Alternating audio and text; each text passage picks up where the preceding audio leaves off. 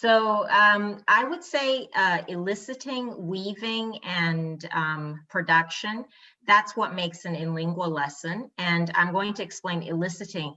So this is where I try to get the word from the student, and it's also known as fishing. So I don't want to feed the word to the student. I want him to come up with the word after I've described the word. And in this way, it's not passive learning, it's active learning. And that's what we're trying to do throughout the whole lesson, not just at the presentation stage. And with weaving, this is in lingua technique. And I think it's really good because you get to, for example, you have a structure like going to, and you want your students to use that in the lesson and also at the production stage. So what I will do is I will say a sentence with going to and just change the end of the sentences and say, for example, what are you going to do on your vacation? What are you going to do on the weekend? What are you going to do on your birthday? Or I might even use the British term at the weekend, so they get a combination. And once we've done that a number of times, they feel more confident to practice with each other. So then I would say, Stefan, ask Andrea on your birthday. And Stefan asks Andrea, what are you going to do on your birthday? And this is repeated a number of times. So when they get into the production stage, they can talk freely, but they're confident with the structure. And I think this is a technique that we use usually at the lower levels, so A2, A1, but I've also used this with the B2 and C1 levels because you tend to forget the grammar you learned at the earlier levels, and you need to repeat that again. And with languages, you will never really produce it automatically until you've repeated it a number of times. Of course, we do it in different ways, but weaving is a very good technique. And in the production stage, I'm letting the students talk. And what I do is I note down their mistakes and I put it on the board later. And there's a very important thing that they do here, which is to self-correct the mistakes that they made during the free talking session.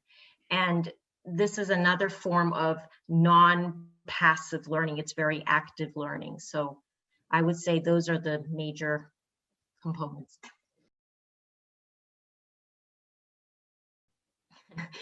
Okay, that's a very good question. I would say expansion. So often I have students, so for example, if I ask them, what did you do on the weekend? During Corona time, most of us didn't have a life, so we didn't have much to do on the weekend. So if I ask Mark this question, he'll say something like, oh, I watch TV. And then this is not going to lead to much of a discussion, and it's not very interesting. So I will say to Mark, okay, Mark, I need more details. What kind of program did you watch? Who did you watch it with? Describe the story to me. Talk about the characters. What's the, basically a lot of questions. And if I'm in a group lesson, I will put those keywords on the board so that the students can ask Mark, and then he feels more inclined to talk about the subject. So the point is, add detail to anything, because anything can be interesting if you add detail, and you also learn new vocabulary words as well. I've had many funny moments, but I would say that recently I had a student who told me a story. It didn't actually happen in class, but he went to his son's graduation in Britain, and his son had a friend, and they were moving boxes from his apartment, and his son's friend asked him, could you give me a hand? And what my student did was he offered his hand. He thought it meant let's shake hands. Instead of help me with these boxes. So you know, that's an example of language misinterpretation. I found that quite funny. Well, usually you see it when they do the role plays. So after you practice, for example, I mentioned going to, they'll use it in the role play, which is part of the more the free talking session at the end.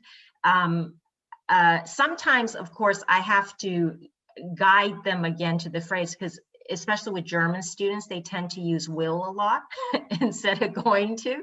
So sometimes you have to like say, okay, please use this structure. We've been practicing it for the last 20 minutes. But in most cases, I see them using it in the role plays. Well, I have many recipes, but I would say the #1 recipe is, of course, the desire to express yourself. So that means that in your own language, you have to want to express yourself. And I think that if you are good at expressing yourself, for example, in German, then you're going to be good at expressing yourself in English. And you're also going to build your vocabulary. So studies have shown that women tend to learn languages more easily than men.